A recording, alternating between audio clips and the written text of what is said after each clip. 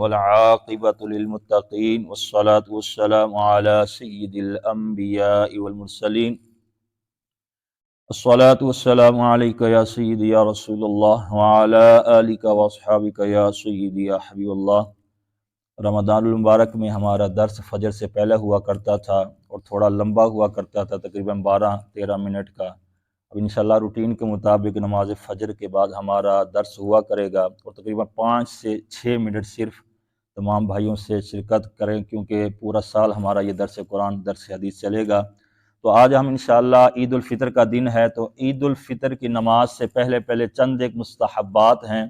ان کو ادا کر لیا جائے تو ثواب بہت زیادہ ہوتا ہے۔ سرکار علیہ السلام وہ کام کیا کرتے تھے۔ حضرت انس رضی اللہ تعالی عنہ سے روایت ہے، آپ فرماتے ہیں کان رسول اللہ صلی اللہ علیہ وسلم لا یغدو یوم الفطر حتی یأکل تمرات، کہ حضرت انس بن مالک رضی اللہ تعالی عنہ سے روایت ہے، آپ فرماتے ہیں رسول اللہ صلی اللہ تعالی وسلم عید الفطر والے دن عیدگاہ کی طرف نہ جاتے حتی یأکل تمرات، یہاں تک کہ آپ چند خشک کھجوریں تناول فرما لیتے، یعنی آپ کھجور تناول فرمانے سے پہلے جو ہے وہ عیدگاہ نہ جاتے۔ تو یہاں یہ ہمیں طریقہ پتہ چلا ہے کہ جب بھی ہم نے عید الفطر والے دن عید کی نماز پڑھنے کے لیے آنا ہے تو اس سے پہلے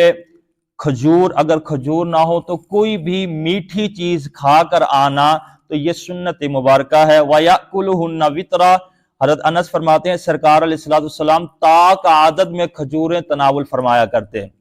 طاق عدد 1، 3، 5، 7 جتنی بندے کے لیے مناسب ہو وہ کھا سکتا ہے، تاکہ ہمارے پیارے نبی صلی اللہ تعالی وسلم کی سنت ادا ہو سکے۔ اور آج کل معاشرے میں یہی ہے کہ اسی حدیث کے تحت ہم گھروں میں عید سے پہلے سمیاں وغیرہ بنا لیتے ہیں یا کوئی اور میٹھی چیز بنا لیتے ہیں، تو وہ بھی ہم کھا کر مسجد میں آ سکتے ہیں۔ اگر کھجور ہیں تو یہ خود سرکار علیہ السلام کی پسندیدہ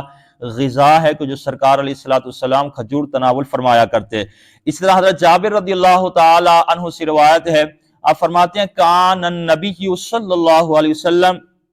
اذا کان یوم عید خالف الطریق،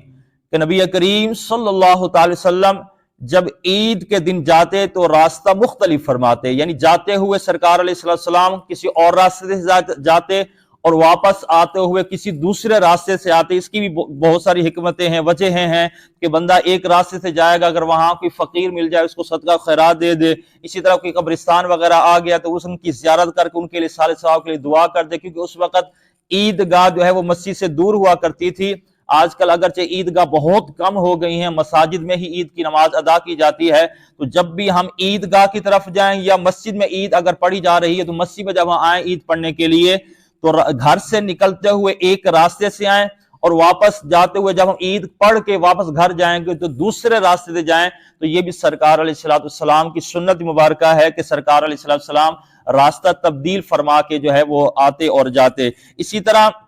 بہت سارے اور بھی مستحبات ہیں، اگر ہم ساری حدیثیں پڑھیں گے ٹائم نہیں ہے، کہ سرکار علیہ السلام کی اور بھی سنتے ہیں کہ غسل فرمانا، عید کی نماز سے پہلے غسل کرنا، حجامت وغیرہ بنوانا، نئے کپڑے پہننا، اگر نئے کپڑے نہیں ہیں تو دھلے ہوئے کپڑے پہننا، یہ سارے کے سارے مستحبات ہیں۔ اس طرح سرکار کا ایک اور فرمان ہے زیدوا اعیادکم بالتکبیر، کہ تکبیر، سرکار نے فرمایا اللہ اکبر کے ساتھ اپنی عیدوں کو مزین کرو، آراستہ کرو، خوبصورت کرو۔ اور ہم نے جب بھی جیسے ہی گھر سے عید کی نماز کے لیے نکلنا ہے تو اس وقت ہم نے اللہ اکبر، یا وہ جو ایک ہم ایام تشریق میں پڑھتے ہیں اللہ اکبر لا الہ الا اللہ واللہ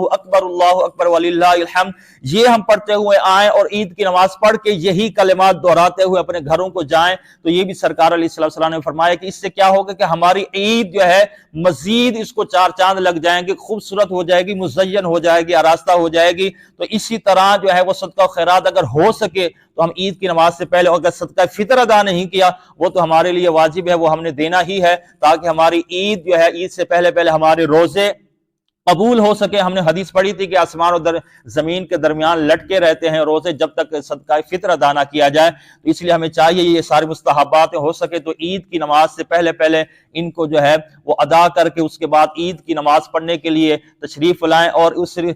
جب عید کی خطبے کا وقت ہو رہا ہو تو ہو سکتا ہے تو اس سے پہلے ہم آ جائیں، کیونکہ ہم ایسا ہوتا ہے کہ جیسے ہی عید کا طریقہ بیان کیا جائے یا عید کی نماز کھڑے ہونے والی ہو تو اس وقت چاروں گلیوں میں سے جو ہے وہ لوگ آنا شروع ہو رہے ہوتے ہیں، جلدی جلدی بھاگ رہے ہوتے ہیں۔ اس سے اچھا ہے کہ ہم پہلے آ جائیں تاکہ چند ایک مزید سرکار علیہ السلام کے عید کے متعلق فرمائن سن سکیں۔ اللہ تبارک و تعالیٰ سے دعا ہے اللہ تبارک و تعالیٰ ہم سب کی عید الفطر کو ادا کرنا جو ہم کریں گے اللہ تبارک و تعالیٰ قبول فرمائے، اور اللہ تبارک و تعالیٰ آج کے دن جہاں کہیں بھی پوری دنیا میں مسلمان عید کے لیے، عید کی نماز کے لیے نکلیں گے، اجتماعات ہوں گے، تمام کو اللہ تبارک و تعالیٰ اپنی حفظ و امان میں رکھے اور ہم سب کو علم دین سیکھنے کے، اس پر عمل کرنے کی توفیق عطا فرمائے۔ وآخر دعوایا ان الحمد للہ رب العالمین۔